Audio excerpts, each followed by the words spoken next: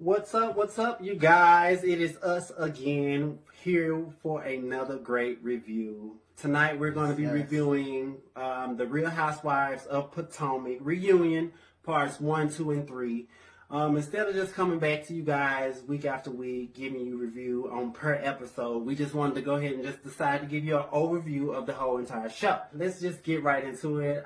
I'm Jay Scott, and this is my special co-host, Brandon the Singer. You guys follow us on Instagram, and make sure you subscribe to The Green Room on YouTube. Let's get into this Real Housewives of Potomac reunion. All right.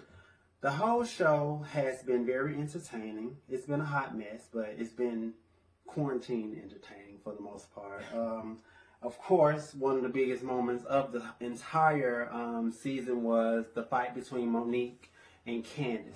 This dreaded fight. Oh my God, that has been probably the highlight of the entire year because it's so many mixed feelings about the fight between Candiace and Monique. And, you know, I see a lot of people online, they're rooting for Monique, and a lot of people are Team Candiace.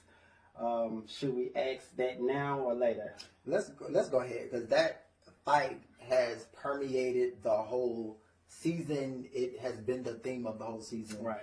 And I've been paying attention to social media, seeing what people have to say. And I think it split, and the reason it split is because there are some people who think physical violence is an acceptable way to handle verbal conflict. Correct. And there are people who don't condone physical violence. You know, I'm one of those people who does not condone physical violence. and I'm the opposite. I whoop you. Well, my thing is, especially on the Housewives franchises, they're built on drama between the cast members. Nobody is watching because everybody's sitting there being, perfectly polite and mannerable, and so drama is a part of it. Right. And it's just a part of the franchise, basically. Exactly. Every single franchise has drama, conflict, disagreements, and arguments. Right. So that's what it's about. So to me, if you can't handle that, then Housewives isn't for you. It should never cross the line into getting physical. Right. So I will never condone someone choosing to get physical because they don't like something or they don't like what someone has to say. Right. So for that reason alone, I'm on Team Candiace when it comes to that. And as you said earlier, Candiace was just pretty much doing her job. You know what I'm saying? Yeah. I mean, their job is to antagonize one another. You know what I'm saying? Honestly, if it wasn't no drama, no shade or anything, would there really even be a show? You know what I'm saying? Exactly. So, they were all just doing their job. So I feel like this, no one is excused for putting their hands on anyone. I mean, we're all adults and we all know better, especially on that type of platform. Right. When we all know that's just the premises of the show. So, I'm gonna honestly say I'm Team Candiace as well, just because I just truly honestly felt like Monique, she had no type of integrity for her actions. Like, to me, she spent so much time trying to convince all of the other ladies who were actually there, that her side of the story really did happen. And to me, that was kind of narcissistic and kind of delusional in a way, Yeah, it's just no excuse for it. Like, I just really don't accept that, and the thing about it is, it was just, everything she said was very contradicting. And then it was just like, well, if I'm fired, I'm going to go ahead and finish her off. Like, she was really on one. And then it's like, I blanked out, but then I was cautious and aware. But then at the same time, you're still running to social media, instigating, the fight. If they would have fired her, I really wouldn't have even been upset. Just because if you whooped her, you whooped her. Own it, admit it, and move along. You know what I'm saying? I just got into an altercation not too long ago, so I get it. If you whoop a bitch, just whoop a bitch and move along. Trying to convince people that was actually in the room, along with 6 other cameras, that your version of the story happened is crazy to me. And that's the reason why I'm not on your side, because you had no integrity behind your actions. There have just been various reasons given throughout the season and on different interviews and on social media as to why the incident happened. It was, triggered by childhood. It was hands in the face. She did seem a little off. It was this plots. Like what is the real reason? Right. And it would be better just to say, you know what, I lost it in that moment. I lost it. And it happens. And I'm that's sorry. very much so I a human emotion. apologize. That would have been better than to try to justify why it happened and give all of these different reasons for it. What did you see on the video? It was clear that Monique flicked Candiace's hair twice. Right. Candiace touched the lapel of Monique's jacket, and then Monique grabbed Candiace's hair and was tussling with her, and then some wine went in Monique's face, and then she started punching Candiace in the head. I mean, that's what happened. And so they were able to be separated by production. That was like at the end of the day, Monique said it, and I hope she really understands that what she did was unacceptable. As no excuse. She said it, but everything that she's done since then doesn't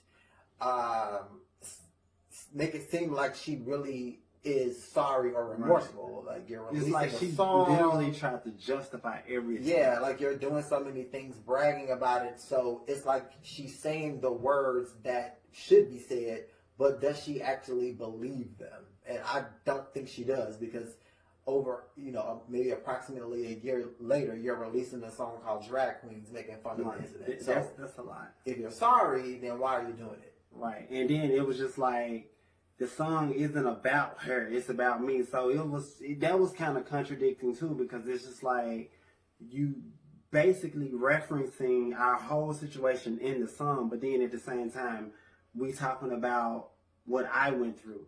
It was like, it just wasn't making it's sense. Double speak. She said her pastor said she should write a letter, so she decided to write a song, and I'm sure he wasn't saying write anything that was making fun of the situation. So you're making it worse. But she had the nerve to be up there calling people narcissists. But I mean, it was just like, it was about the song was about you dragging Candiace. That's why you call it Drag Queens. Like it is what it is. That's what I'm like. Here's the thing: just stand in it. Just own what you did, and it would be received a little better. I'm not saying it's okay, but it just would, it would be better just to be honest. Just be honest. Even if you're not sorry, if you're not remorseful, that's more respectable than making excuses, than coming up with multiple reasons as to why you did this. I can definitely respect if she just say, I whipped her ass because I felt like she deserved it and she needed it whipped. Right. I can respect that, because I understand just having to whoop a bitch ass. I get it. You know what I'm saying? But all these justifications and, all these twists and turns and plots, I'm not buying it. And it's just made me draw away from her character even more so. And speaking of her character, her significant other, her husband, is no better. I was over it. When I saw the episode tonight of him saying that he wished she was Caitlyn Jenner, and he would drag them hoes. I mean, even I'm just like, you still... He just stomped them out. Right. He said he would stomp all these women out if he was Caitlyn Jenner. Did he call them dirty tricks? Dirty tricks. It was just a lie. I'm like, that's a whole lot. Like, you didn't have to get on there and call them women dirty tricks. And then I'm just like, you talking about being Caitlyn Jenner, that's still a man. Yeah, that's still a man. So I guess because he was Caitlyn Jenner, that's supposed to make it a better. That's still a man's foot going in a woman's ass. Yeah, I mean, it kind of showed that water seeks its own level, and Monique, getting physical, and her husband saying that he wishes he could get physical. It just sort of shows you the similarities they have. I really thought he was really the more sensible one of the two, of the pair. And I thought he was really a good guy that could keep his woman calm and his wife, relaxed. But I just see now that he's a fucking animal himself. Like, that was just out of control for you to be like, you will beat these women asses and all that good stuff. So, and then this rumor that they just kept on trying to build and make into a storyline. Like, honestly, nobody mentioned it. Like, it really just came to air this whole entire season. The unseen footage only came about on the reunion. Right. Other than that, nobody else talked about that particular storyline. Gizelle mentioned the trainer, but I don't recall anybody ever mention anything about the baby not being his. No, they didn't even want. You know what? Bravo didn't even want to get involved with nobody kids. Yeah. They were like, when you was talking about kids and all of that, Bravo didn't even want no parts of that. Y'all made that into a storyline, and as you saw the unseen footage, you saw Chris in the kitchen egging Gizelle on, like, he looked just like me, don't he? He looked just like his daddy, don't he? Right. And Gizelle, like, who else do we supposed to look like? Who else would he look like? So Gizelle, she thought that was part of the storyline, but you know, Gizelle, she didn't have nothing else to do but to be messy. Right. Since he brought it up on camera, she thought that they were making it a part of the storyline. So according to Gizelle, she didn't bring up anything before that. I wish she would have just owned it though. Like, he did ask, and then that's when she got all offensive and all this other stuff. I wish she would have just owned it. Didn't nobody know. But it's just interesting to me how they're so offended by this rumor about the baby, which, again, Gizelle didn't say on camera, but just that Monique was possibly cheating with a trainer. And she said it was a rumor, that this was word on the street and that Chris found out. But it's interesting that this was so offensive to Chris, but I wonder what he had to say when, in the previous season, Monique brought on Giselle's then boyfriend, Sherman, ex-wife, onto the show to embarrass him and Gizelle. So I wonder what Chris has to think about that, because that relationship was essentially ruined because he got embarrassed on TV and didn't want to be associated with the show. Thus, he didn't want to be associated with Gizelle. And I don't see what Gizelle did to Monique before then that warranted that type of action, besides just not fooling with her. Like, is that a good enough reason to bring somebody's ex? Like, I feel like Monique and her husband, they were really reaching this season. It was a lot. What Chris was feeling. Yeah. I think Chris is just getting all of his information from Monique. And the problem with that is Monique has just told different versions of the story when it came to even the altercation with Candiace. So maybe some of the information... And she believed it. Maybe some of the information wasn't getting back to him in the right way, but he's riding with his wife, so that's probably why he was so emotional and feeling the way he did. And all of the information he got, may not have been accurate. Any person in their right mind would have just seen that, no, boo, your wife is full of shit. Well, he definitely supports his wife. I don't blame him for that. Just some of the things he said and did, they probably should not have been done. He could have handled things a different way. Right. But, he supports his wife. I think this is what you're supposed to do. If you're committed to someone, you love them, you're supposed to support them. But, yeah, some of the things were over the top. I think my motto is you're supposed to be your significant other's biggest fan, but their toughest critic. And I don't feel like he was her toughest critic, because he really saw, okayness with everything that she had going on. And I just don't approve of that. Especially when you're talking about beating up women and she sat right next to her, listening to her big 6'6" ass husband talking about stumping women if he was a transgender Caitlyn Jenner. Right. Like, no. That's like, no. And unacceptable. No. Unacceptable. I think he apologized. I think he said he did. But yeah, that's unacceptable. But it just shows you what the mentality is, what's inside of someone. And it shows you why Monique and Chris have the connection they do, that propensity That's to awful. want to lash out in that way. That's awful. Do you think Candiace was wrong for going legal?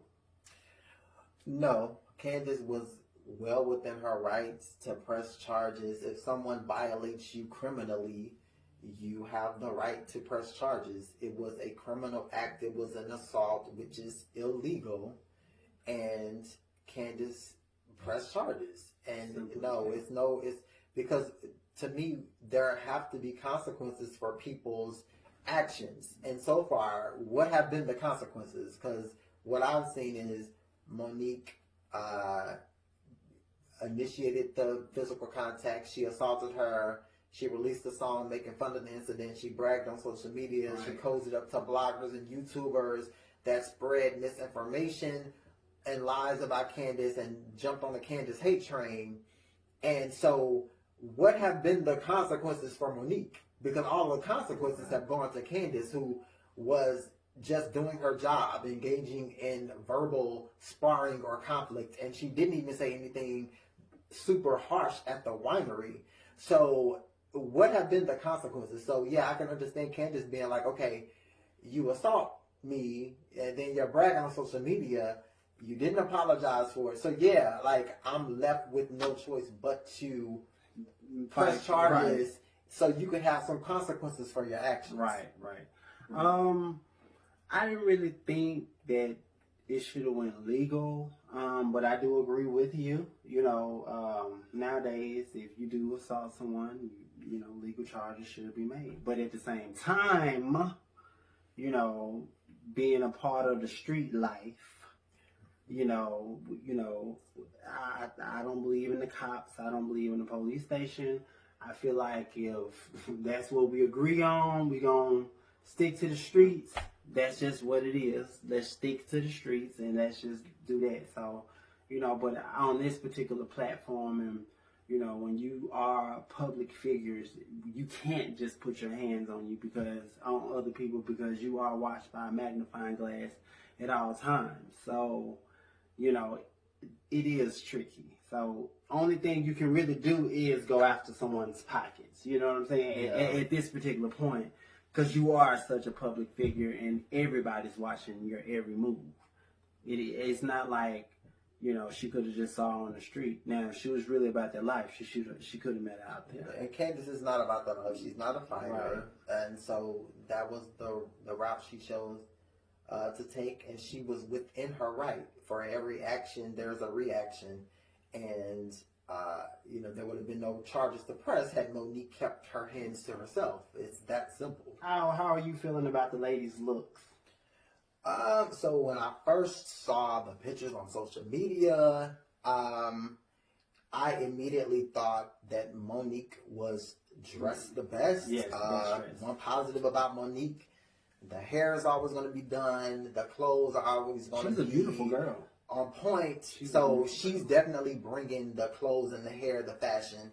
I also thought Candiace looked amazing. I thought the hair was on point. The dress. I thought those two knocked it out the park. I thought Robyn's dress was very plain. It was plain. It was okay. It wasn't ugly. But it really wasn't giving much. And to me, she doesn't have a great body for that dress. I mean, and it's no shade, but I don't think that dress was very form-fitting on Robyn. I mean, I just felt like it was a sheet draped over her, for the most part. The problem I had with Robyn's look was the hair. I didn't know what was going on. And spray paint Beijing. Was it supposed to be leopard print? What was the print? Because I just didn't understand it. It just looked faded, and it was giving me Sharpie. It wasn't giving me. That wasn't it. Gizelle, she's giving me cheap prom dress. I hate the rhinestones over that. That was very cheap, and her hair looks very disgusting. Like, I never really see a lot of women with disgusting hair, but she just looked like she was wet, like she was sweating, I don't know, the makeup was just too oily or something. Then, I know it's been a little quarantine, so, her face was already a little chubby. So, well, we saw at the beginning in the makeup chair, the hair was getting curled, and then by the time she hit the stage, there wasn't a curl in sight. So I don't know what happened. Right. Maybe it was too hot in the room, or maybe it got too hot because some of the questions or reads. Maybe it got too hot and that uncoiled the hair. But yeah, the dress was designed by Lisa Nicole Cloud from Married to Medicine. Oh, that's a fun fact. Yeah, fun fact.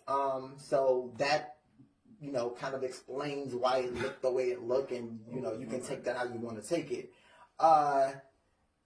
Who else?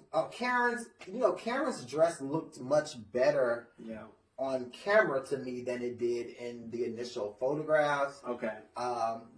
What was bothering me at the beginning was there was some sort of, I guess, clear bra piece or something that was showing. Yeah. Eventually, I do remember that. yeah, they kind of covered that up, but that was bothersome. Ashley's dress, I'll give her a pass. She's pregnant. Maybe it's a no for me. Yeah, it's a no, but it might have been difficult to try to find something that fit the theme. I don't know. To me, I feel like that whole dress just came out of Plato's closet. It was just giving me, I don't know. That's probably the worst dress. I didn't like the little curls that she had going on the side. They couldn't stay tight enough. Then it's like the dress was like almost up in her vajayjay. So it was just like, for her to be pregnant, fire your stylist. It's like the hair was curled sometimes and it was straight sometimes. It's like they couldn't decide what they wanted it to be. Right. And Wendy, I'll give you a pass just because this was your first reunion. I wasn't very pleased with her makeup. I don't know. Okay. For some reason, she looked a little chopped, a little pasted on a little bit. And for some reason, she looked a lot darker. I mean, nothing is wrong with dark-skinned women. Of course, I love dark skin. I'm dark-skinned. But, I don't know. It was something about the makeup that just wasn't really hitting for me. But her dress was giving very much so another version of Giselle's dress. Cheap, but just in a different, type of layout. The lighting did seem off to me. I don't think it was necessarily the most flattering light for everyone. Right. So that did seem different. I did like Wendy's hair. I thought the dress looked a little like she was going to a pageant, perhaps. It was okay. It wasn't my worst look, but that's what I thought about it. Right. So everybody looked good for the most part. Andy, typical Andy. In the beginning of the show, when they were all getting ready, Monique revealed that she had a receipt book. She called herself the accountant. Oh. How do you feel about the burn book, as I would like to call it, the burn book?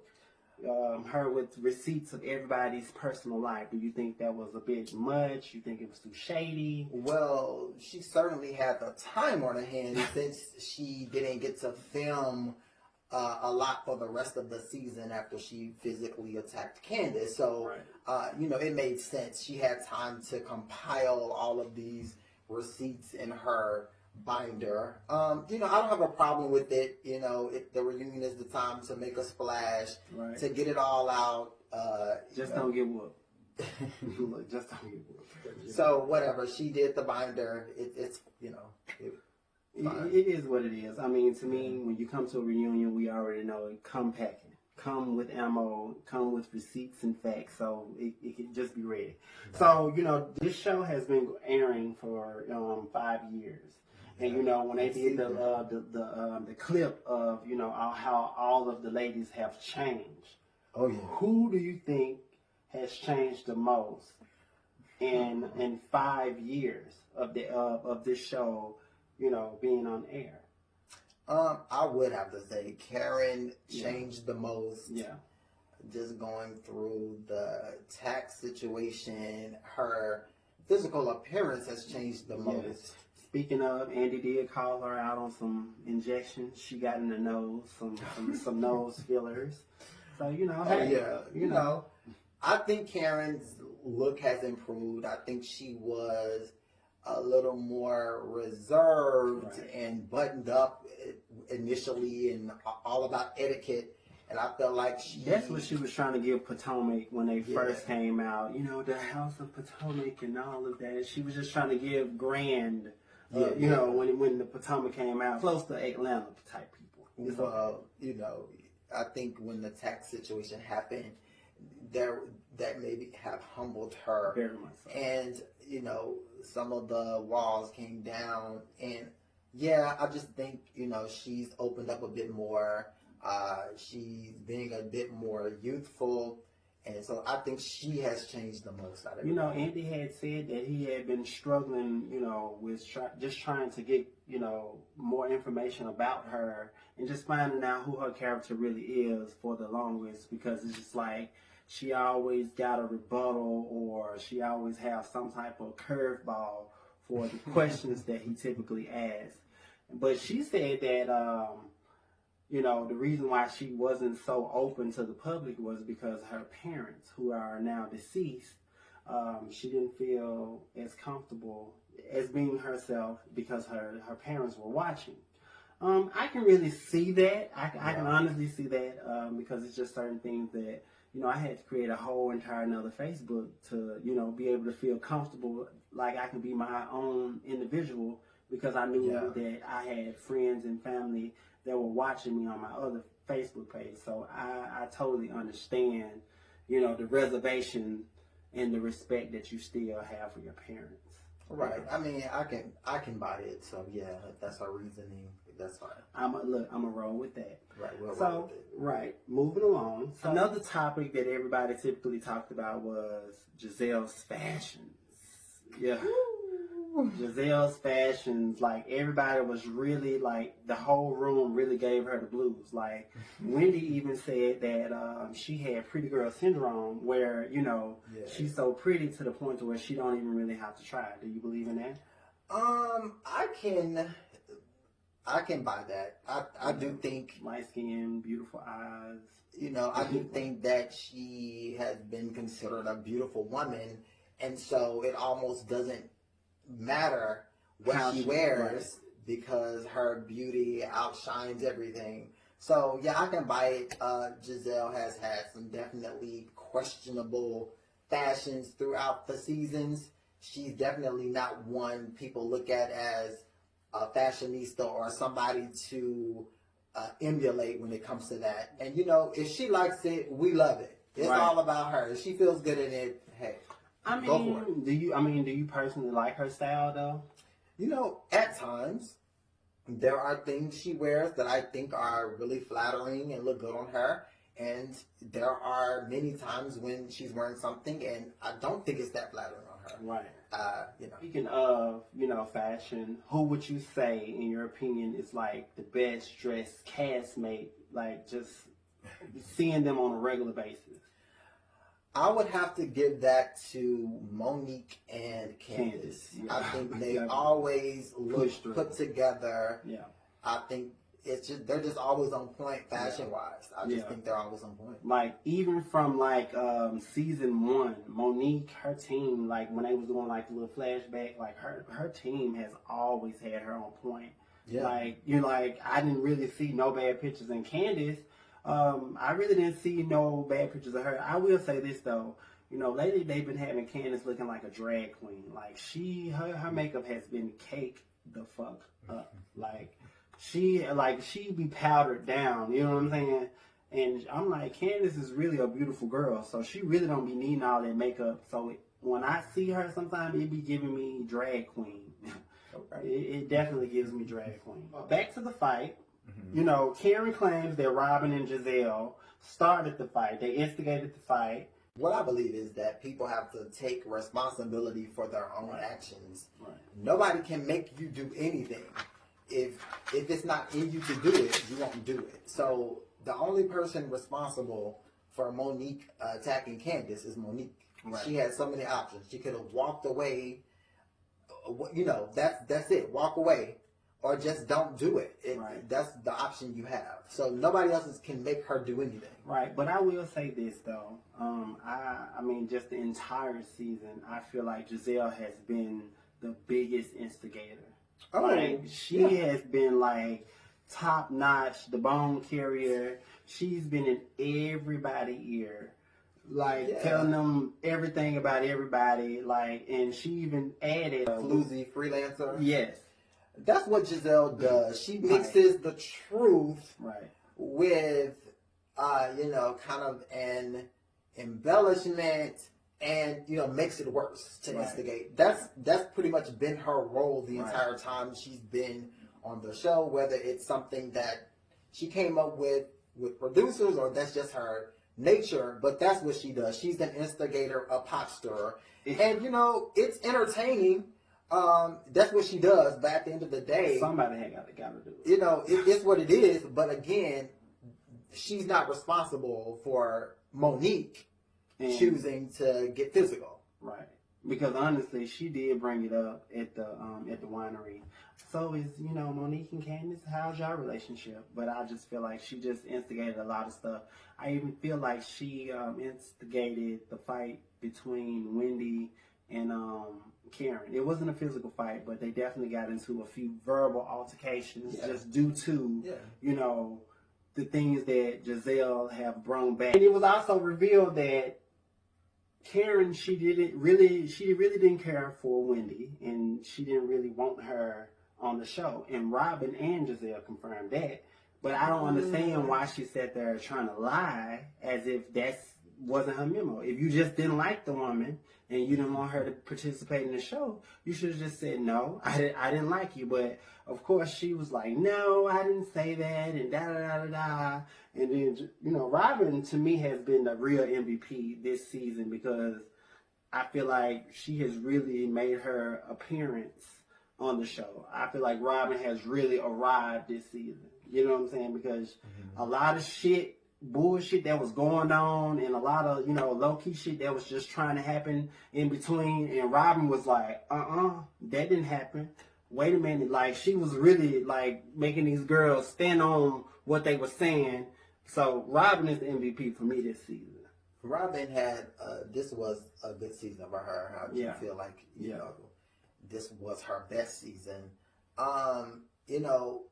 When it comes to Gizelle claiming that Karen said anything, it's just hard to fully accept it as 100% true, because we've seen multiple times that Gizelle adds things to what Karen has said or what anyone has said in order to manipulate or to get her way or to start drama. So I do believe Karen said she has some challenges or reservations about Wendy. I don't fully believe everything Gizelle has said, because I haven't seen Karen lie on camera like that about someone else, but I've seen it with Gizelle. So it's a question mark when Gizelle says it. So based off of what you've seen on the show, do you think Karen had a legitimate reason not to like Wendy? I'm not seeing why she doesn't like Wendy. I love that Wendy is accomplished with her 4 degrees, which everyone knows. If you played a drinking game, any of the episodes, you probably had alcohol poisoning. But I love the fact that she's accomplished. Her family, I think she fit in seamlessly with the group. So I do really think she gelled with the group. I felt like Wendy was like a really good fit this season.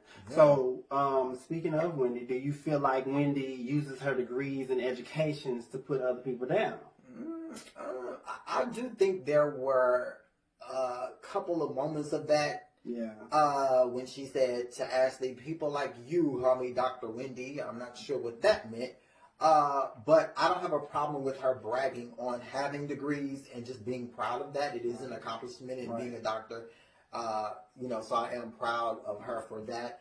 I don't like when she uses it seemingly weaponizing it. To place herself above others. I don't like that. But I don't have a problem with her being proud of her accomplishments. So I will say this. So Wendy, she did mention on the reunion that Karen really didn't take to her because, Karen is used to being the motherly figure of the girls. The mother goose. Mother goose. So, the fact that Wendy came in already an established woman. You know what I'm saying? Right. So she already came in established and had her husband, her kids. So she like, bitch, I don't really need nothing from you anyway. You know what I'm saying? I don't really need nothing from you. You know what I'm saying? So I felt like that may have been, Karen may not want to admit it, but I believe that was some of her MO in the beginning because, her and Gizelle, they are just regular friends. But I feel like by Wendy being a new girl, she didn't come to her, oh, Mother Karen, can I get your womanly advice and all this? Yeah. But, Wendy came in like, bitch, I got me, I don't need you. So, you ain't my mother goose. And see, Ashley and Candiace got Karen feeling real mother goosey. Karen and Wendy had a history, and there's something to it. Right. When Karen is just not taking to Wendy, there's no real explanation as to why she doesn't care for her. She said she wasn't impressed, in a confessional earlier, and there really has not been an explanation as to why. So there's something seemingly that Karen is feeling that's not being revealed. So I don't know if it's being threatened or what it is, but there's something there with Karen. I don't think it's Wendy's problem. Right. It's definitely something. I think Karen has this grand dame thing, just, although she may not display it as much anymore, but I believe that's, still her MO in the sense of just being the HBIC.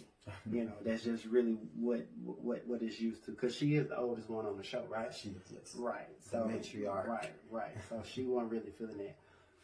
Ashley is 6 months pregnant on the show with her second child with Michael Darby. Good luck. Like, I feel like this season she's really overly sensitive about every little thing since she's become a mother. And I feel like that's a whole lot. That's a whole lot. So what do you think about her and her sensitivity since she's become a mother?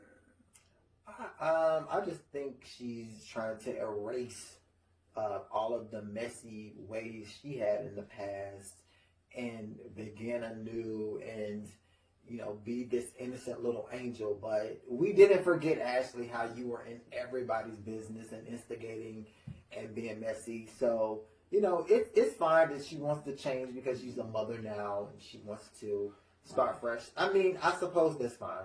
But I just feel like a lot of these ladies, they take, this motherhood thing just over the top, especially new moms. A lot of... like, you can just say the slightest thing about a child and they just, oh, don't talk about my child. Candiace was talking about a child for saying that the baby looked like Michael. And I'm just like, why is this such an issue for the kids to look like their father? I mean, the same issue happened on the Real Housewives of Atlanta when Eva commented that the child looked like, or Portia's child looked like Dennis. The issue is that they're not saying it in a positive, happy, neutral, innocent way. Right. They're saying it because they're implying that the father is not attractive. So that's the problem. And the women, the mothers, are catching the shade. So it actually is speaking on the children, and they really shouldn't speak on them. They should just avoid talking about people's children. That's a sensitive topic. You don't talk about children. People's children, their mothers, their significant others. Just certain things should be off the table. Right. Do you feel like Ashley Darby makes up stories to justify Michael Darby's behavior? As far as her saying that she had other encounters and her sleeping with other people to kind of just make up and justify that it's okay because I've done it too. I think when you see an older person with a much younger person, right, generally there is some sort of understanding or arrangement there. Right. And of course, Michael has a lot of money. Ashley didn't come into the relationship with a lot of money, so it makes sense for there to be an arrangement. Very rarely do you see a much older person with a person young enough to be their child, and they both come to the relationship with the same amount of money and resources. So Ashley ain't have no money. this is what I'm saying.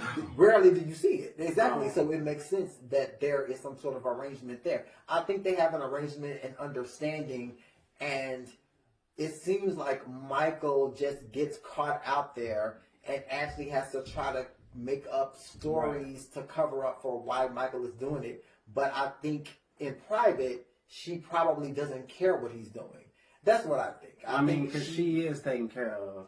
Right. She's the trophy wife, and I don't know about a trophy. She gets the lifestyle, and he gets this trophy or this arm candy, but they probably have an arrangement to do what they want to do. I'm going to say she's the beard, as some people like to call, the situation. Question of the day. Do you think Michael Darby is gay, bisexual, or straight? When it comes to people's sexuality and outing them, it's up for them to say what they are and to come out when they're ready, if that is the case. I know that, but I asked you, what do you think? Just based off of what you've seen on the show and his behavior. I think it's for every person to decide what they think. I mean, this man has repeatedly grabbed men's bottoms on the show. Of course, he couldn't get away with that with women. He barely got away with it with the men, but he has repeatedly done so. Commented on the men's looks. So and he flirts with Robyn's husband like tough. And it's kind of almost uncomfortable because this is like we see it. And I don't know if that's just a race thing where white men think it's okay, because even in our community, I think white men think that they can just flirt with us in that kind of way and we be okay with it. Like, I've seen it, and it has happened before. Well, I don't know, what it is exactly, but, he's definitely shown an affinity for grabbing men's bottoms, and he definitely is not shy when it comes to complimenting men. So, people are going to take that how they want to take it. Right. And honestly, when they were on stage, speaking of this particular topic, I felt the uncomfortableness in the room where they was like, yeah, he don't want to go on the trip with you alone. I'm just like, ooh. It was really weird. So, an old clip did come out of nowhere of him grabbing a producer's behind. And Ashley said that he wouldn't do anyone like that he didn't know. I don't know how well could he have known this producer for him to be touching and grabbing on him in that manner. And Ashley said that she also defended him and said, they used to kind of jokingly flirt with each other. Right. So I'm just like, that's a little weird. But a lot of the castmates said that the producer got to have a job. You think the producer was kind of pressured in a sense to kind of... Well, Andy said that they asked the producer how did he feel about it, and he was mortified. So that's the answer right there. Oh. I mean, the producer could have said, no, we just joke and play like that. But he gave his answer, and even on the tape, that didn't seem like someone who routinely, played with Michael in that way. He jumped. He seemed like he jumped get away from me. He was surprised. He was out there. So that's disgusting. I don't be touched on and groped on. No. People should definitely keep their hands to themselves unless they have a relationship with the person and the person is okay with it. Right. People should keep their hands to themselves. Right. So a question was also posed to Ashley. Do you think she would leave if he cheated on her again? I said no. I mean, I guess it depends on if you think it's really cheating when he is caught out there doing what he does. Right. Again, if they have an arrangement, relationship. If they have an arrangement, then it's not cheating. So, some of her commentary on the show seems to be just trying to save face. But we'll see. Hopefully, whatever they have going on, hopefully, they are both on the same page. That's all I can say. Correct. How did you feel when Ray didn't say the 3 words to Karen? And the way he explained it on the reunion. Like, I thought that was the best male read that I've seen. He definitely set her ass straight when, she was feeling some type of way about him not saying the 3 words, I love you. He said he loved her dearly. He's just not in love with her like he used to be, because she's not the same woman that she once upon a time was, which is very understandable. And also, on the one night that she got drunk and she started saying that she needed some of the tax money back that she invested on the reunion, he read that woman for filth, in my opinion, by just simply saying you had a lifestyle that you barely paid for, credit cards, and a weekly allowance that you didn't have to worry about for a very long time until he got into these problems. So part of the reason probably why he got into that was because of her ass and her habits any goddamn way. Let's be very clear. So for him to be like, cool, and it's all good.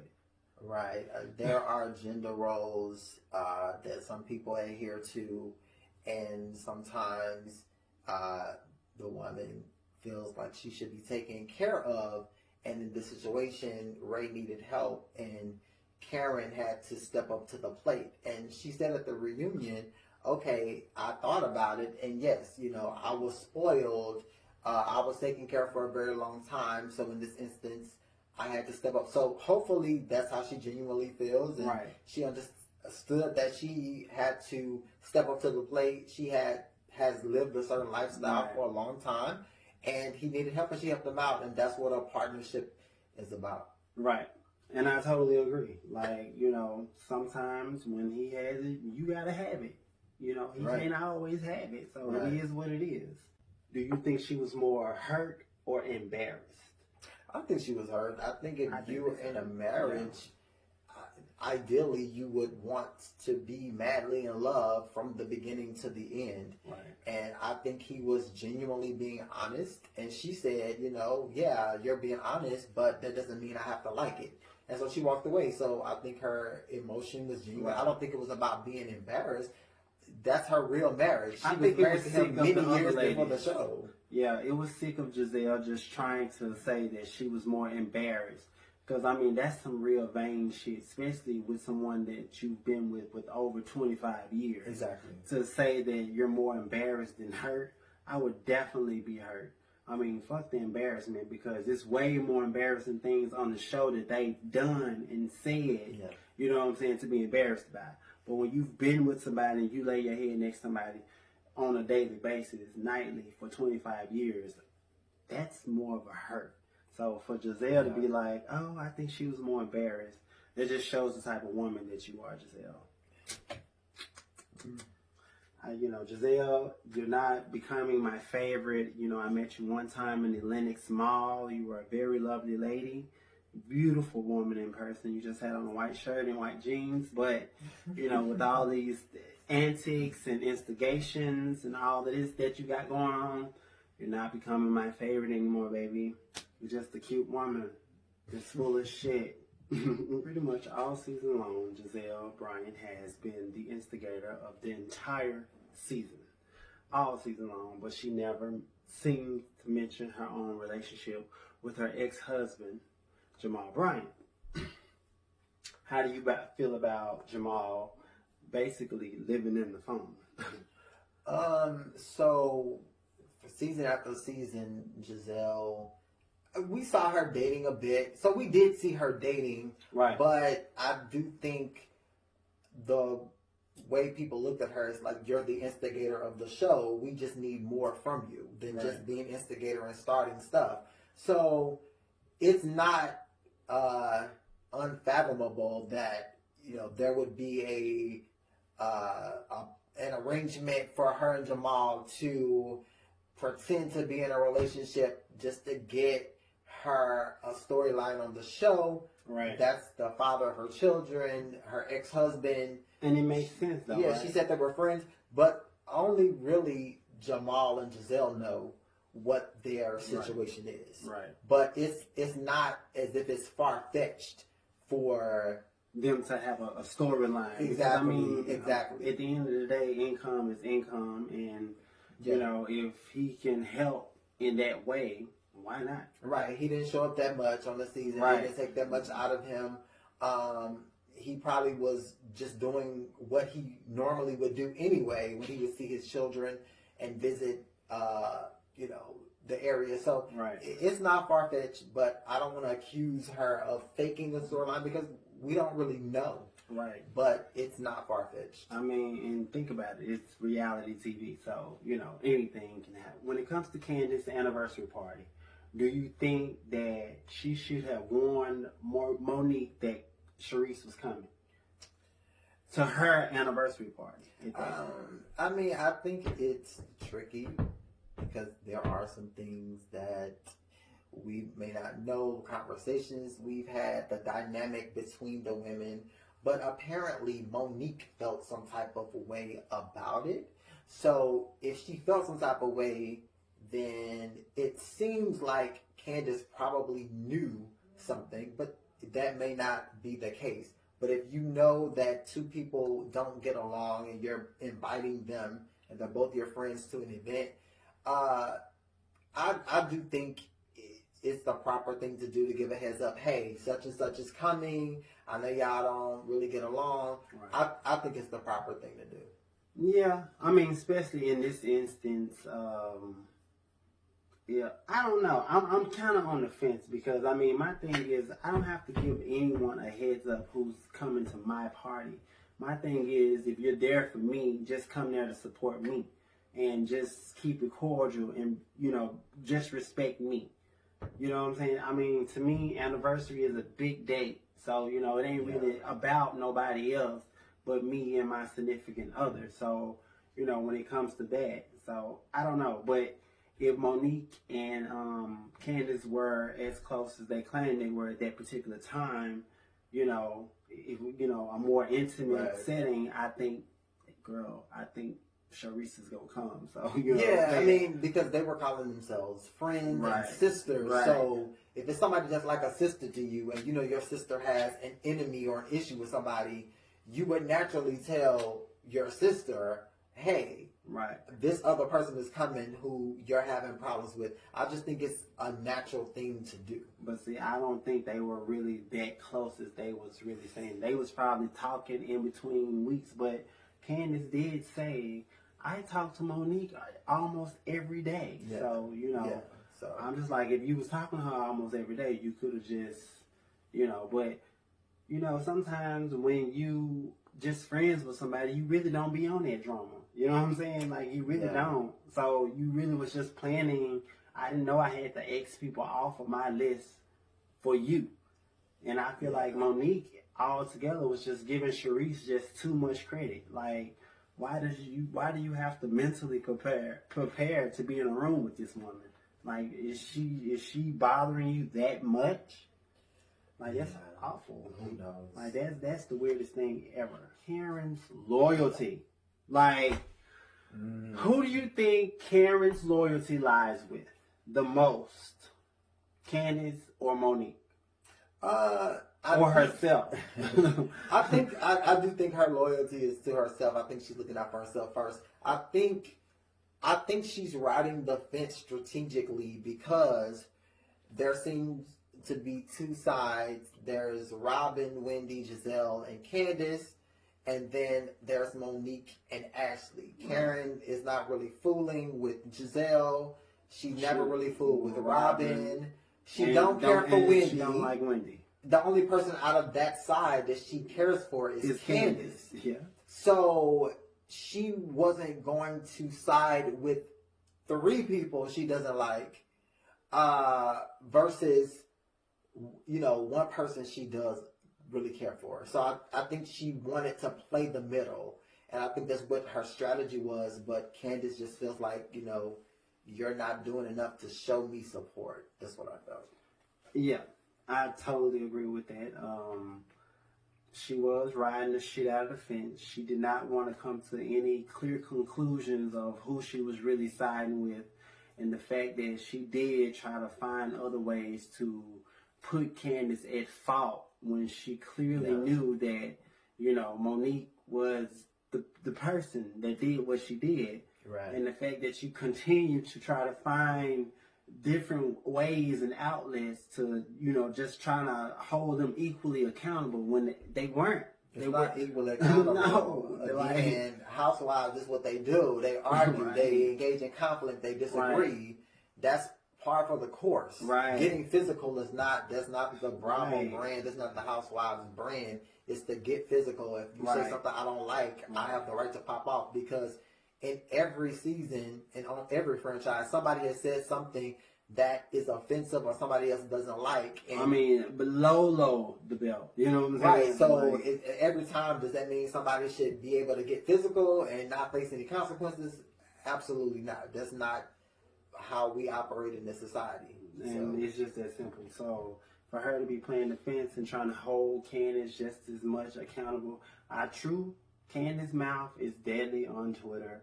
She's very smart. She's a smart black woman, and she know how to use her words to the core. Right. You know what I'm saying? Sometimes women like that and men like that do need their ass whooped. But there's a time and a place for it. You know what I'm But saying? Candiace didn't say, and again, Candiace never said anything crazy to Monique. I don't recall on any season that she ever talked crazy to Monique. So again, even Monique said nothing you said or did warranted that. So, you know, for anybody that's trying to justify it, even Monique herself said it wasn't warranted. So nothing Candiace said or did warranted that behavior. It's just whatever Monique was going through, she took it out on Candiace. And it was wrong. And that's it. So do you feel like Monique's husband was like attacking Gizelle a little bit and Robyn? In a sense, like I feel like he was addressing them way too much. And then, you know, Gizelle, of course, had security over there standing in the corner. You got all of these Bravo security. Look, stop wasting your money on that man and let that man go into the house. He just over there in the corner, because what the fuck was he going to do? Sit him down. Sit him down. What was he going to do, man? Like, besides get a charge for fucking with you. What was he going to do? Yeah. They was like, sir, sit back. You are a prop, okay? For one of the castmates. You are a prop. Right. Why? I mean, it's the dramatics for me. It's the dramatics for me. Yeah, I don't necessarily think he was wrong for addressing them, even though it's the Real Housewives of Potomac. Anybody that is regularly appearing on camera is a cast member, and they have the right to address anything that is affecting them. And so what affects his wife affects him. There were rumors about him and the paternity of the baby, even though that didn't air on the show. But he has the right to address it. I think it can be addressed as long as it's respectful. It's the delivery and how you do it. So, yeah, I don't have a problem with him addressing the women. It's so crazy, though, you know, how Robyn's husband and Gizelle's husband didn't show. And those that seem like the most trickiest men of the group. You know what I'm saying? And Michael, the three tricky men of the group did not show. Like, the men who we have the most questions about, whether or not they're faithful, or whether or not they're honest or sincere. We have to question these three men all the time. Michael, Juan, and Jamal. Right. Like, you know, and it's so crazy that they didn't show up at all to the reunion. I mean, at a wedding, to me, it's like at a wedding versus being there for your wife. I mean, who's more important? I just feel like... And your pregnant wife at that. If they wanted to be there, they could have been there. The wedding, the couple getting married, whoever, I think they would have understood, look, this is what my wife is doing. This is a big deal. She's pregnant. We have to answer for things that happen on the show. I want to be there to support her. I think the wedding couple would have understood, I'm choosing to be there for my wife versus being there for Your your wife. ceremony. Right. Yeah, like what's more important. So I think if any of the men wanted to be there, they could have arranged to be there. If Now, they wanted one to. said he was at work. He was at work. Okay, Basketball look, practice, and Jamal was somewhere. look, maybe preaching. Juan was going. Maybe this was like he was on his last leg, or this was the final straw. If he missed the day, look, we don't know. Maybe if he missed this coaching, then he would have been fired. Who knows? But if that wasn't the case, if people wanted to be there, it seemed like they would have been there. Well, at least Wendy has her a good husband. For the most part, Wendy husband, good job, my brother. So far, so good. So far, so good. I don't believe he'll mess it up. Wendy, I don't think she playing. Right. I really did feel a little bad, though. You know, it was a little touching when Eddie talks about his family and just the disconnect. And after so long of, you know what I'm saying, not being his parents being a part of his life and watching his kids grow up, all because they don't agree with who he chose to marry. Yeah. You know what I'm saying? And it really sucks because I'm just like, people need to just start letting people live their own lives and not having to answer to other people. Like, why do I need your approval to live my life? You know what I'm saying? So and you know, that's very tough in our community altogether. You know what I'm saying? Just having a family member or just family in general, you know, not understanding your life or who you choose to, you know, love. So Right. It just messed up. You know, Wendy gave her explanation on the show as to why the family supposedly doesn't support the union or is not around. It's, you know, maybe there's some cultural difference that I'm not grasping, but it just seems like there's more to the story than, you know, is being told. So, you know, next season, if Wendy's back, I definitely would like to see that explored, and of course, the reconciliation between the families. But it just seems like there's more to it, because they both, Eddie and Wendy, seem like great people, Genuine people, though, right? educated. I mean, they seem like good, decent people. So, what is the problem? Why would you have a problem with his choice in Wendy? She seems like a great person. So what is the real issue? It just seems like there's more to the story. Yeah, I think it's just some cultural clashing going on that they need to work out.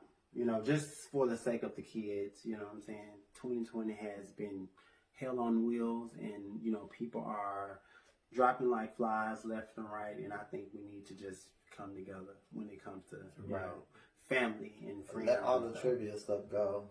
Period. I just want to ask you, so overall,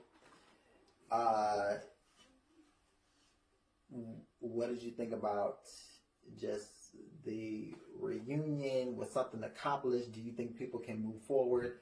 Who do you want to see back next season? So overall, the reunion was pretty interesting. I got a chance to see all three pieces today, you know. So it was pretty interesting. It was definitely some very valuable points and stuff that was made. I did get a chance to see a lot of people's characters. I'm very disappointed in the Samuels altogether. I'm just disappointed in that whole entire union and how they represented. I feel bad for Ashley, Robyn, and Gizelle because their husbands weren't able to attend, and those are the men that's typically always questioned for their behaviors. You know, Candiace and her husband, you know, they're still, you know, tight and thick as thieves, you know, so I'm really happy about that. For Wendy's first reunion, I think she did an amazing job. Like, she really added some spice to the show. You know, some good spice, some good educated black power spice. You know what I'm saying? Something we needed. And, you know, she is the first Nigerian housewife, which is something to be very much so proud of. So, you know, I feel like, I hope that Wendy does come back again. You know, I've been seeing trending on social media that she didn't get a contract, but from my understanding, she may have addressed it by now, saying that, you know, people tell lies. So, you know, I think, hell, if anything, Monique shouldn't get a contract just because of the bullshit. But because she caused so much drama, they need that because honestly, she was definitely a trending topic this season. Karen, I'm okay for her to come back. But she, I do look at her a lot differently now. A lot of people were saying Karen was the MVP of the season, but at the same time, she was really playing the fence and she told a lot of lies which I did not appreciate. Karen lied a lot this season. Like, I'm not with it. And Ashley, of course, she's pregnant, so she was a dick rider for the men and the women. She was pretty much playing the fence as well. I really don't think, when she tried to do the character assassination on Candiace, that was cool. And you basically heard what she said. Well, in the time of need, the Samuels showed their true friendship to me. So I, you know what I'm saying? So what did they do that was so important for you to go and assassinate a legal statement? Right. So, I really was not feeling that at all. You know what I'm saying? So, yeah. Gizelle's not going anywhere. She ain't going Karen's not going anywhere. Robyn, I feel like this probably was her best season for me. Yes. I don't mind her being there, so yeah, that's cool. I don't mind Ashley being there, but her husband, just so many things that he's done and, touching people without consent, that's problematic to a lot of people, that he's still visible and on camera. And just say inappropriate things. Yeah, seemingly having no consequences. So that can be problematic. I would like to see Candiace back. I did like how Chris Bassett supported her. I don't mind. I never minded Monique before the physical altercation, but I definitely think there should be consequences. I think there should be a zero tolerance policy when it comes to violence. And four people out of the cast didn't film with her for the rest of the season. Right. I just don't see how you move forward with Monique when 4 people don't want to film with her. I don't see them getting rid of 4 people or choosing Monique's side over 4 people when she said, she had no remorse initially. Her adrenaline was pumping after a week. And she couldn't guarantee it wouldn't happen again. This is usual behavior because even when she was pregnant, she told Candiace, I will drag you. So this is, not unusual behavior. She threatened Gizelle before. She threatened Robyn before. So, and she just happened to make good on her threat to Candiace to drag her. And so the thing is, it's unpredictable. She didn't show a lot of remorse. Again, when she sat down with all of the women earlier in the season to talk to them, she said she blacked out, and then she said her adrenaline was pumping. She couldn't guarantee that it wouldn't happen again. So it's understandable that the women might feel like, okay, you're a loose cannon. I don't know what's going to set you off. If we get into it, you're going to get mad at me. Are you going to jump on me? So I just don't see how Monique moves forward with this cast, not wanting to film with her, and based on her saying that she couldn't guarantee that it wouldn't happen again. I don't see how that works. And her husband makes it no better. I think they both should just be fired and just removed off the show. She's a very beautiful woman, but I just feel like this season she was off. Karen did make reference of something that she was on medication.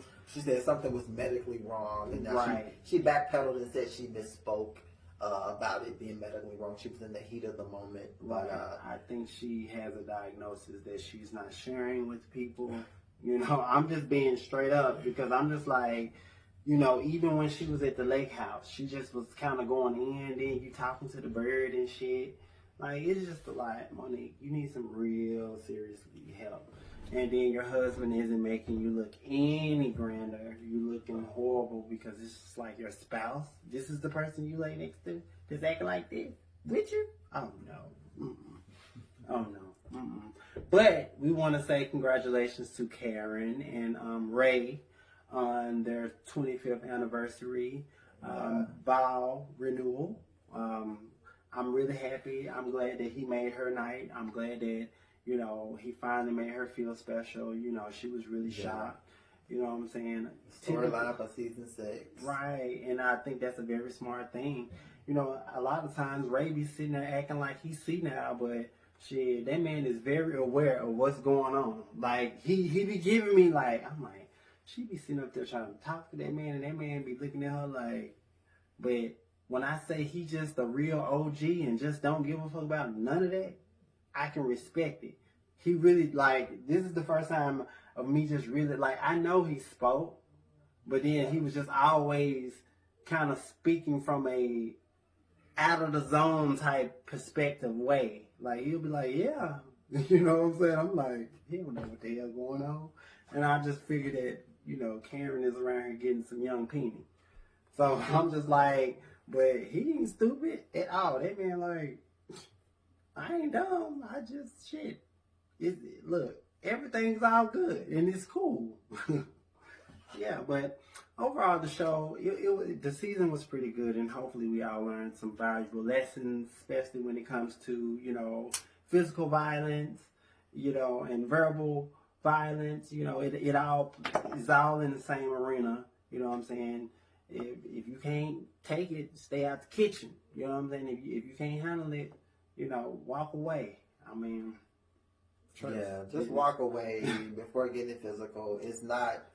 Rarely is it worth it. So and I'm practicing on me too. Like I'm practicing on, you know, me too. So it's really all good. But yeah, this pretty much ends our review of the Housewives of Potomac. Again, my name is Jay Scott. This is my host for tonight, Brandon the Singer. Make sure you guys follow us on Instagram, Facebook, and YouTube. The Green Room. This is the Green Room. DAGRNROOM. The Green Room. Make sure you subscribe. So, had a good time. Thanks, friend.